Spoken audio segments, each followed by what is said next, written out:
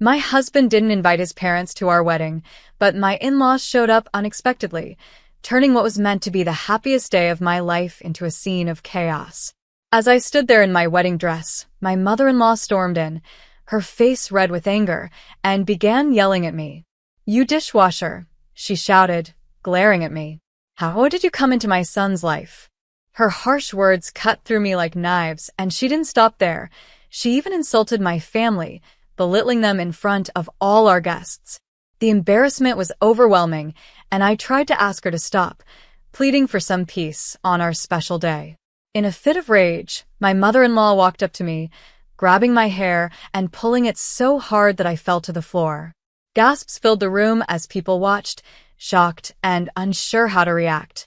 I felt humiliated and helpless. But then, my husband stepped forward, his face filled with anger and disbelief. He pulled his mother back, firmly asking her to leave the event. His calm but strong stance made her step back, and eventually, she left, fuming. Although she was gone, the damage was done, and I was left with a deep pain, not just physically from the way she'd pulled my hair, but emotionally from her cruel words and actions. I decided I wouldn't let this go. With the help of a close friend, I started planning my own way to handle what had happened. The very next day, I gave my in-laws a surprising response that left them speechless. My name is Rachel Wise, and this is the story of my life. A story filled with love, betrayal, and a determination for justice. I'm 33 years old and currently a law student, but not so long ago, I was working as a dishwasher in a small restaurant in Lansing, Michigan.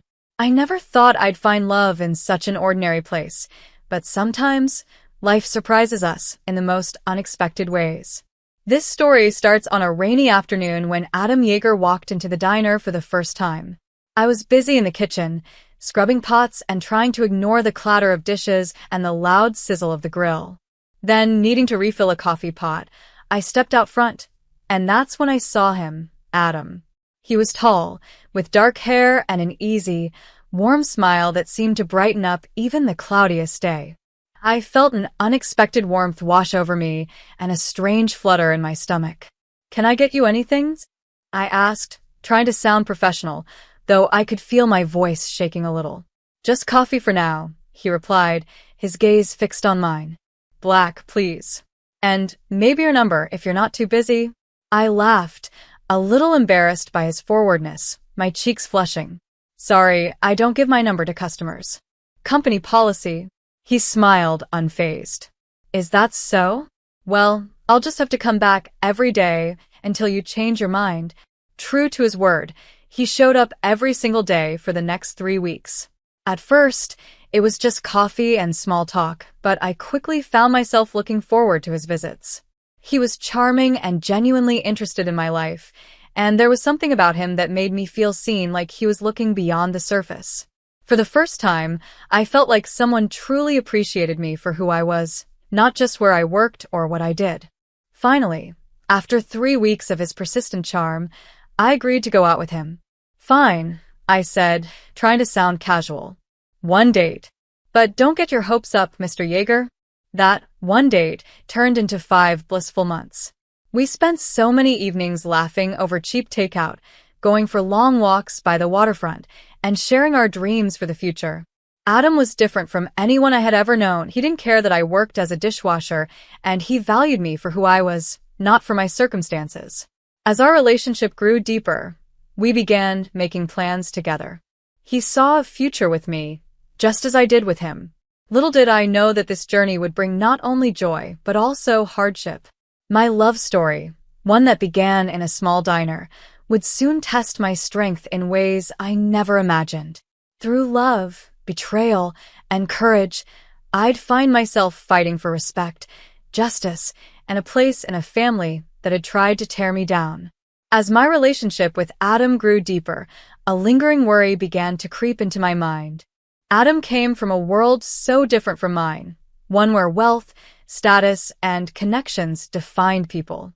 I worked as a dishwasher, and although I was proud of my honest work and my dreams of becoming a lawyer, I feared that his family wouldn't see me the same way. One evening, As we sat on the couch watching the rain trickle down the windows, I voiced my concern.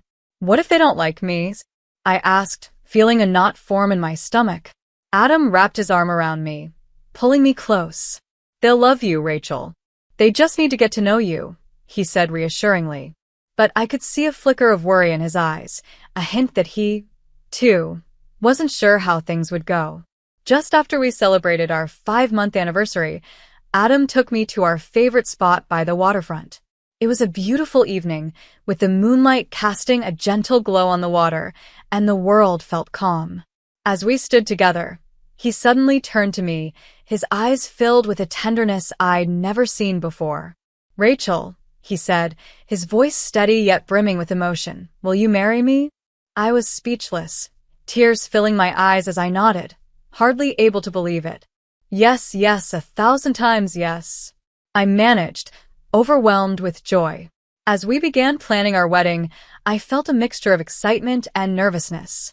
Adam's parents, Larry and Catherine Yeager, were successful business owners and had always lived a life of privilege. I had never met them, and as the day of introduction approached, I worried more and more about what they would think of me. I knew they owned a thriving import-export business, but I had no idea just how strict and judgmental they could be. The day finally arrived, and Adam arranged for us to meet them at a lavish restaurant. As soon as I walked in, surrounded by chandeliers and gold accents, I felt out of place, like a child playing dress-up in an adult's world. The Yeager family was everything I wasn't: wealthy, refined, and confident. Larry Yeager had a stern, imposing presence, while Catherine carried herself with sharp elegance, her eyes sweeping over me with cold curiosity. So, Adam tells us you're a dishwasher? Catherine asked, her tone laced with condescension. Yes, I replied, trying to stay calm and confident. I work at a diner while I finish my law degree. Larry scoffed, barely hiding his disdain. A law degree, really? That seems ambitious for someone in your position. My heart pounded in my chest, but I forced myself to stand tall. I'm determined to make something of myself, I said, hoping to show them my resilience. But their attitudes only grew colder. The entire dinner was filled with veiled insults and icy glances, making it clear that they thought I was nowhere near worthy of their son. I could feel my confidence slipping, but I held my head up as best as I could.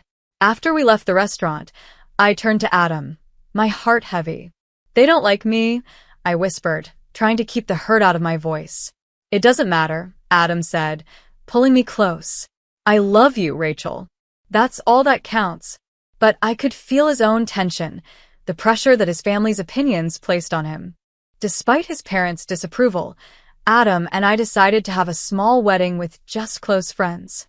We hoped that by keeping it intimate, we could avoid any further conflicts.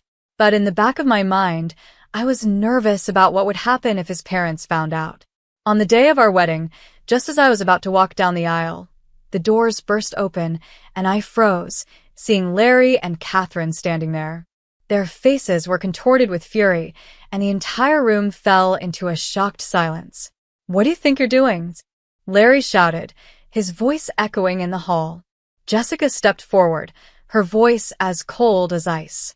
You can't marry her, Adam. She's a gold digger. Just look at her. I felt my face flush with humiliation, standing there in my wedding dress, under the scornful gaze of my future in-laws. I wanted to disappear, to escape their judgmental eyes, but I couldn't move.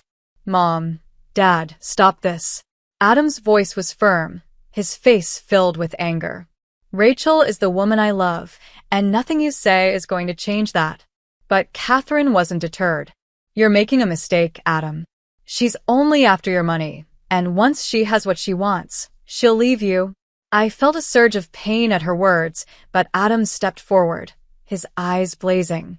You have no idea who Rachel is, and I'm ashamed of the way you're treating her. His voice was steady, and I could see the depth of his love and determination. My heart swelled with gratitude, but the hurt lingered. Even though Adam defended me, his parents' disdain was a shadow over what should have been the happiest day of our lives. I knew then that being a part of his life would mean constantly proving myself in a family that didn't want me. With Adam by my side, I hoped I'd find the strength to rise above it all, but that day was only the beginning of a struggle that would test my courage, my love, and my resolve to be seen for who I truly was. Here's a revised, longer, and simpler version of your story. My cheeks burned with humiliation as I stood there, hoping this nightmare would end. Please, just let us have our day, I begged, struggling to keep my voice calm, though every nerve in my body was tense with emotion. But Jessica, my mother-in-law, only grew more relentless. You really think this poor girl can make you happy? She sneered at Adam, her voice sharp and unforgiving. She'll only drag you down. I felt my heart pound faster, and a prickling heat rose in my eyes as tears threatened to fall. I opened my mouth, desperate to defend myself, but before I could say a word, Jessica lunged at me. Her fingers wrapped around my hair, yanking me down with such force that I stumbled and fell to the ground, completely humiliated. Gasps filled the room as the guests watched in shocked silence. Adam surged forward, his face twisted in anger. "Get away from her," he shouted, grabbing his mother's arm and pulling her back. "You have no right to treat her like this." His words rang out, but in that moment, I realized just how serious things had become. My wedding day, the day I had dreamed of for so long, had turned into a nightmare, a battlefield with my in-laws as the enemy. Larry and Jessica stormed out, leaving the room filled with a heavy, stunned silence. I was left standing there, a mix of anger and devastation washing over me. They had ruined what should have been the happiest day of my life, but I felt a resolve harden in my heart. I refused to let them have the last word, and I was determined that this humiliation wouldn't define me. It was time to take a stand, to show them that I was more than just a dishwasher from a modest background. I was ready to reclaim my dignity, no matter the cost. After the disaster that was our wedding day, everything felt fragile, as if the ground beneath Adam and me had cracked. We tried to pick up the pieces, but there was a tension between us that neither of us could shake. That night, as we returned home, Adam looked at me, guilt and sadness etched into his face. "I'm so sorry, Rachel. I never thought they'd actually show up like that," he said, his voice heavy with regret. "It's not your fault," I replied softly, though my heart ached with embarrassment. "But I can't just forget what happened. They think I'm nothing because of my job, because of where I come from." Adam took my hands, his grip firm and reassuring. "You are so much more than that. I love you for who you are, not for what you do. We'll figure this out together." Despite his words, I couldn't shake the anger building inside me. I had been humiliated, pushed to the ground in front of everyone. My dignity had been stripped away, and I couldn't let that go. I needed to stand up for myself. I needed to show them that they couldn't treat me like this and get away with it. In the days following the wedding, as the events replayed in my mind, my determination only grew stronger. I reached out to Brian Lara, an old friend from law school. Brian had always believed in me and encouraged my dreams. I knew he'd understand the anger and the need for justice that now burned inside me. When we met at a cozy coffee shop, Brian looked at me with concern. "Rachel, it's been too long," he said, his eyes scanning my face. "What's going on? You look like you've been through a war."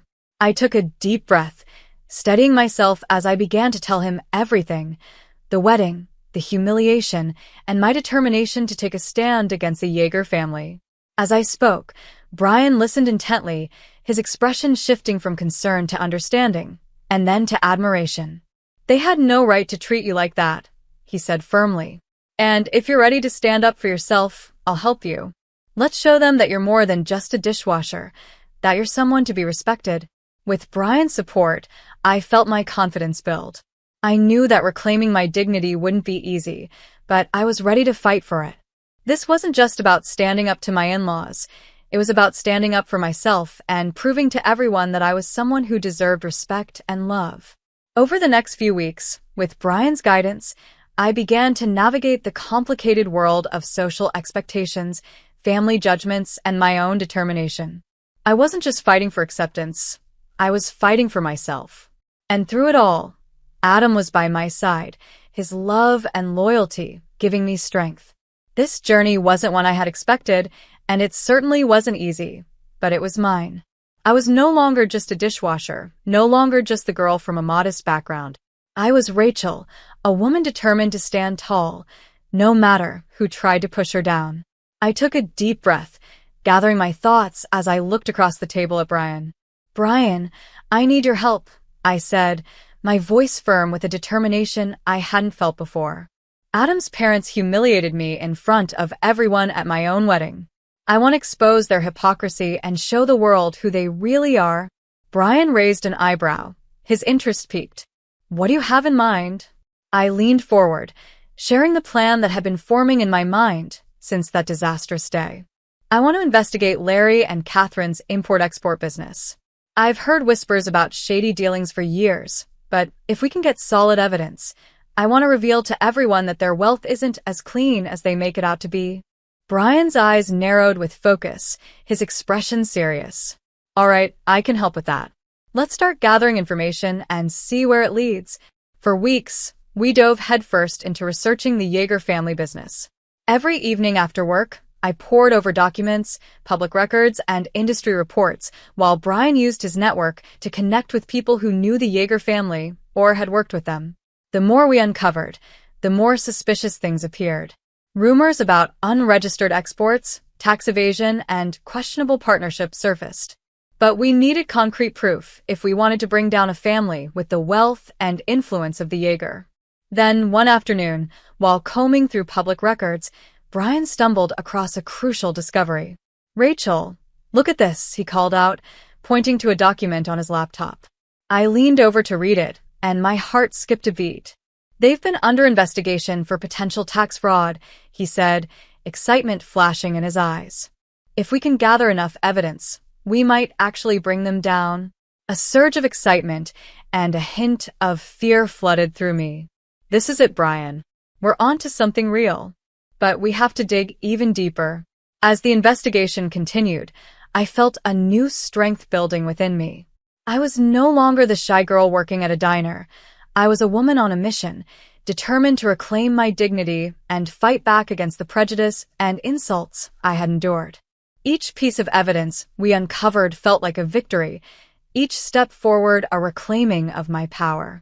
I wasn't just doing this for myself. I was doing it to stand up to people who use their influence to belittle others. Adam was supportive, but understandably worried. One evening, as I updated him on our progress, he looked at me with a mix of admiration and concern. "Rachel, I love that you're standing up for yourself, but are you sure you want to keep going? This could get risky." I took his hand, squeezing it gently. "I have to do this, Adam. I can't let them get away with treating me like I'm worthless. This isn't just about me. It's about everyone they've looked down on." He nodded, though I could see the worry in his eyes. "Just promise me you'll be careful. I don't want to lose you in this fight." Weeks turned into months as Brian and I meticulously pieced together our case against the Yeager family. I spent late nights analyzing financial records, piecing together suspicious transactions, and even interviewing former employees who had left under strange circumstances. With each new discovery, my resolve only grew stronger. I felt like a warrior preparing for a battle I hadn't expected, but was now fully committed to. Then, just when we thought we had enough to move forward, we hit an unexpected roadblock. One night, Brian called me, his voice tense and serious. "Rachel," he began, "I just got word that the Yeager family knows someone is digging into their business. They're not going to let this go without a fight." My heart raced. "What do you mean?"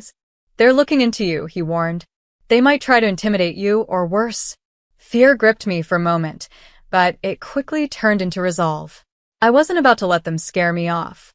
"Let them try," I said, my voice steady. "I won't back down." In the days that followed, I took extra precautions. I was aware of my surroundings, and I made sure that all our files and evidence were stored securely. But the Yeager family didn't waste time. A few days later, I received a call from an unknown number. When I answered, a cold voice on the other end said, "This is a warning. Stop digging, or there will be consequences." My hands shook, but I refused to let the fear show in my voice. "I'm not afraid of you. You can't silence the truth." As the line went dead, I knew I was in deep, but I was more determined than ever. The intimidation attempts only confirmed what I'd already suspected. The Yeager family had secrets they'd do anything to protect. But I was willing to face them head-on.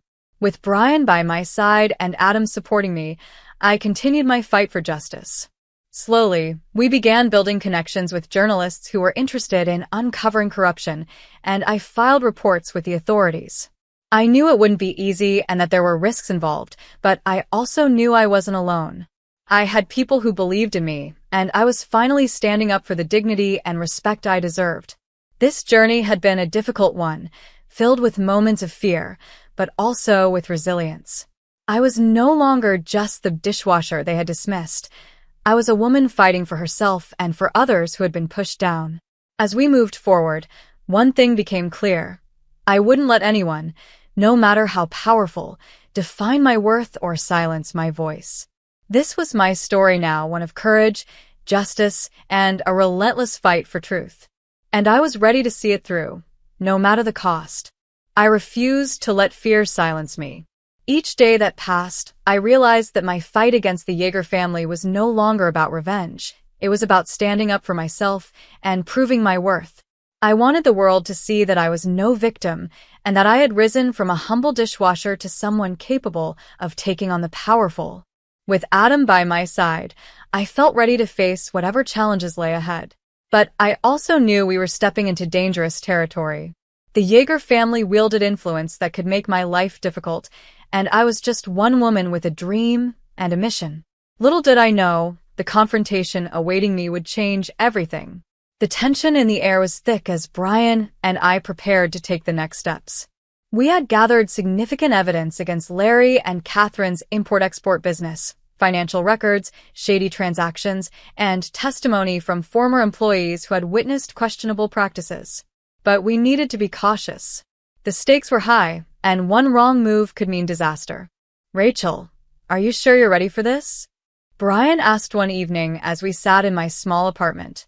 Documents lay sprawled across the table like pieces of a battlefield map. "I have to be," I replied, my voice steady with determination. "I won't let them keep hurting people with their illegal dealings. It's time to expose them for who they really are." Brian nodded, though I saw a hint of worry in his eyes. All right. "Let's make sure everything is in place. Once we go public with this, there's no turning back." With our plan finalized, we decided to approach a local news station known for its investigative reporting. We met with Julie Nimoy, a seasoned journalist famous for her commitment to exposing the truth. Sitting in a small conference room, I felt a mix of excitement and nervous energy. "Tell me everything," Julie said, pen poised above her notepad, her expression serious. I took a deep breath and began to recount the story, from the humiliation I endured at my wedding to the Yeager family's disdain for my background, and finally to the details we had uncovered about their illegal business operations. I laid out every detail, showing her the evidence we had gathered, financial statements, interviews, and the hours of research Brian had painstakingly compiled. As Julie listened, her eyes widened, and I could see her sense of responsibility grow with each piece of evidence. "This is serious," she said, her voice unwavering.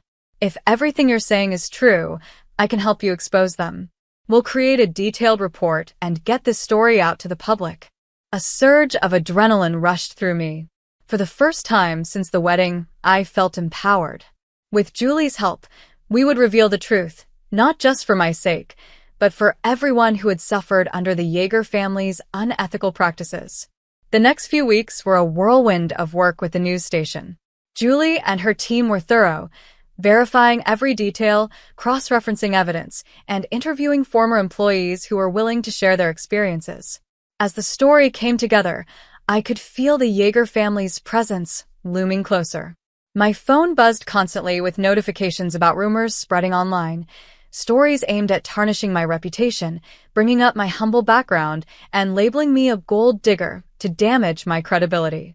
"Rachel, they're trying to discredit you," Brian said one day, his expression tense as he scrolled through social media posts filled with misleading information about my past. "They're going to do everything they can to undermine you." "I know," I replied, clenching my fists. But I'm not going to let them intimidate me. As the story's release drew near, the Yeager family's tactics intensified. One night, I found a letter slipped under my apartment door, threatening that if I continued, there would be consequences. I felt a jolt of fear, but I quickly brushed it aside. I wouldn't back down now. Their intimidation only fueled my resolve. Finally, the day arrived. Julie's report went live, accompanied by a broadcast segment detailing every piece of evidence we had collected. It was all there: the tax fraud investigation, the unregistered exports, and the countless ways they had exploited their power for personal gain. The report was comprehensive, backed by testimonies and evidence that painted a clear picture of the Yeager family's illegal empire. As the story spread, public outrage grew. People began to see the truth behind the polished facade of Larry and Catherine Yeager, and their once unshakable reputation started to crumble. News outlets picked up the story, and online discussions erupted. The backlash was intense, and the Yeager family couldn't silence it this time. Adam stood by me through it all, his support unwavering. One evening, he took my hands and looked at me, his eyes filled with pride. "Rachel, you did it. You stood up for yourself and revealed the truth. I couldn't be more proud of you." The days that followed were a mix of relief and exhaustion. The investigation led to further inquiries into the Yeager family's business, and authorities were finally taking a closer look. Though I knew this battle wasn't entirely over, I had taken a powerful step. I was no longer just the dishwasher they had dismissed. I had shown everyone, including myself, that I was capable of standing up to those who tried to put me down. In the end, this journey wasn't just about exposing the Yeager family. It was about proving to myself that I was stronger than any label, stronger than any attempt to diminish me. I had faced fear, ridicule, and intimidation, and yet I had come out of it with my head held high. This was my story now, a story of courage, resilience, and self-worth. I had fought for my dignity and for justice, and I had won. And from that moment on, I knew there was no challenge too great for me to face. I said firmly, "This fight isn't just about us anymore. It's about showing everyone that they can't get away with this." Finally, the day came when Julie's report was set to air. I sat in my living room, my heart racing as I watched the news. The screen flickered on, and there was Julie, calm and professional. "Tonight, we expose a local family accused of illegal activities in their business dealings," she announced. My heart leaped as she laid out all the details we had uncovered. I felt a mix of pride and fear. This was it. We were revealing the truth about the Yeager family, exposing their secrets for everyone to see. But just as I thought I was ready for anything, the phone rang. It was Adam. "Rachel, you need to come home right now." "It's urgent," he said, his voice tense. "What's wrong?" I asked, feeling panic rise inside me. "Just come home, please," he insisted. I rushed back to our apartment, fear gripping me. When I got there, I found Adam pacing, his face pale and troubled. "What's going on?" I demanded. "It's about my parents," he said, running a hand through his hair. "They've been watching you, Rachel. They're furious about the report." Before I could respond, there was a loud knock on the door. I looked at Adam, and we exchanged worried glances. "Who is it?" I called out, my voice shaking. "It's the police," a voice replied from the other side. "We need to speak with you." All my fears hit me at once. I knew the Yeager family wouldn't let this go easily. As I opened the door, I braced myself, realizing this fight was far from over. 5 police officers stood in front of me, looking serious. "Miss Wise," one of them asked, "we need to discuss some claims about your investigation into the Yeager family." Adam stepped forward, clearly upset. "What kind of claims?" he demanded. "Can we come in?" the officer asked, glancing around the hallway.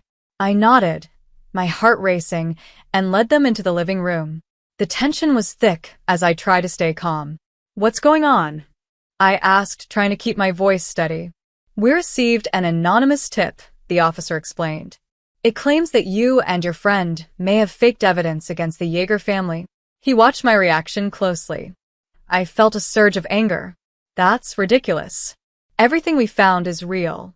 We followed the law, and we have evidence to prove it. The officer raised his hand calmly. We're not accusing you of anything yet, but we do need to verify these claims. We'd like to see the evidence you've collected. Adam looked at me, worry in his eyes. Rachel, they're trying to turn this around on you. They're scared. I took a deep breath, gathering my resolve. I won't let them intimidate us. They may have power and money, but we have the truth. After the officers left, I knew this battle was far from over. The Yeager family wouldn't go down without a fight, but neither would I. I looked at Adam, whose worry was just as deep as mine. We can't back down now. We need to gather all our evidence and be ready for anything. For the next few days, we worked nonstop, gathering every document, testimony, and piece of information we had found. My phone buzzed constantly with notifications, including threats from anonymous accounts trying to scare me. But I refused to let fear control me. Finally, the day came when the police returned for our evidence. We presented everything carefully: financial records, testimonies from former employees, and proof of the Yeager family's illegal activities. With each piece we showed, my heart raced, a mix of worry and determination. After looking over everything, the officers left, promising to investigate the Yeager family thoroughly. I knew this was a big step forward, but the fight wasn't over. The Yeager family was still powerful, and I knew they would try to strike back. That night, I called Brian. I need your help. I feel like they're going to hit back soon, I admitted. We'll stay ahead of them. You're not alone in this fight, Brian assured me, reminding me that I had friends who believed in me. The following weeks felt like a long, tense wait. Then, out of nowhere, we got a breakthrough. Julie reached out to tell me that her investigation had gained attention. News of the police investigation into the Yeager family had leaked, and suddenly, their empire was under the spotlight. As the media began covering the story, I felt a wave of relief. People started showing their support online, sharing their own stories of facing injustice. I was no longer just a victim. I had become a symbol of resilience. In the end, Larry and Jessica Yeager were arrested on multiple charges, including tax fraud and illegal exports. As news of their downfall spread, I felt a sense of justice. I had fought back against the judgment and betrayal that once tried to define me. Through it all, Adam stood by my side, stronger than ever. You did this, Rachel. You stood up for what was right, he said one evening, pulling me close. We did this, I replied, knowing that his love and support had given me strength. I had gone from being a dishwasher to someone who took on powerful enemies. I hadn't just reclaimed my dignity. I'd built a new future. I graduated law school with honors and began working as an advocate for others facing injustice. At my graduation, as I stood at the podium delivering a speech about resilience and justice, I knew my journey was only beginning. The fight against prejudice wasn't over, but I was ready to face it head-on, proving that a person's worth isn't defined by their background or wealth, but by their integrity, loyalty, and courage to stand up for themselves. And so, my story continues, with hope, strength, and the unwavering belief that love can overcome even the darkest challenges.